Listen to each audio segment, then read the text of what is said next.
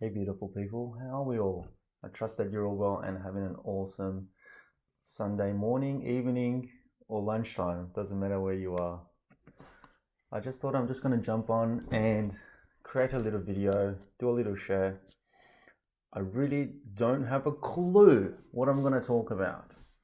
I thought I'm just going to come on and see what comes out. I'm just going to come on and see what happens in that creativity process where I can just let go and totally be me and just come from a place of here where there's this beautiful energy that just creates. And that's what I'm doing.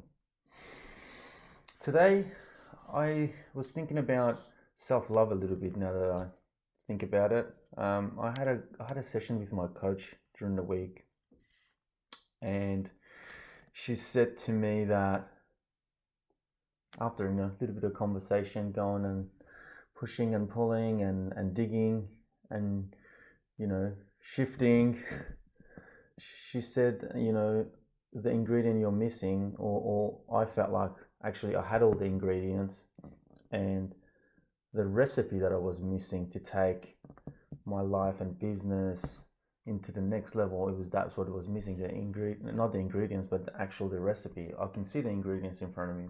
And she said, the recipe you're missing is self-love.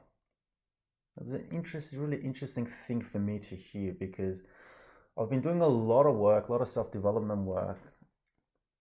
I felt like, I'm really cool with that. I treat myself really well. I've got really good self-talk most of the times, and I can catch myself in all those moments. I'm a lot more conscious how I treat myself. And the key thing that I normally do is I treat myself like I'm treating my lover. How would I talk to my lover? Or even how would I talk to my child?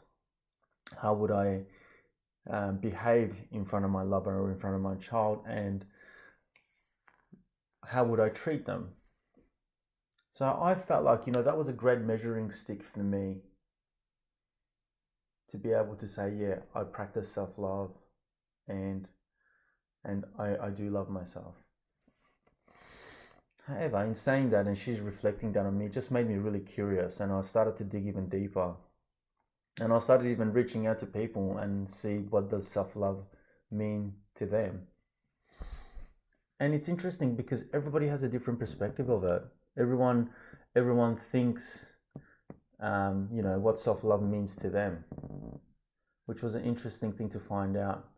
I felt like most people go around, how they treat themselves, or a lot of worth stuff came up when I spoke to people, or I asked on social media a lot of, I feel worthy, or I feel comfortable in my skin, all that kind of stuff.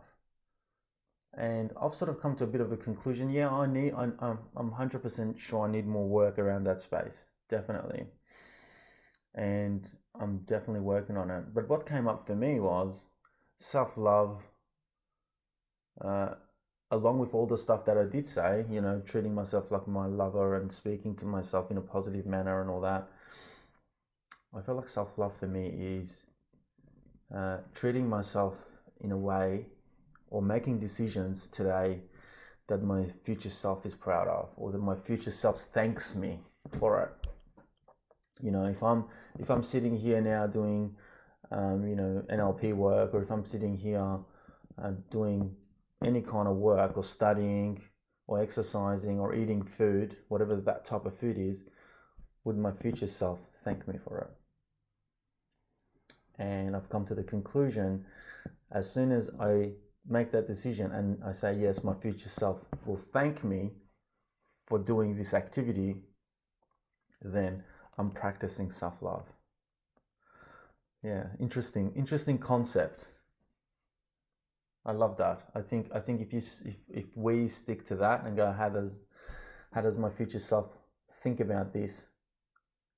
Tomorrow, a week down the track, a month down the track, or even a year, or even years down the track. It's a good measuring stick, because I do think back now, and I do thank myself for heaps of stuff that I've done in the past, and I think that's definitely a type of self-love, 100%. What do you guys think? Make comments, DM me, whatever that rocks your boat. I think that's enough for tonight. On that note, I'm going to love you and leave you. Peace out.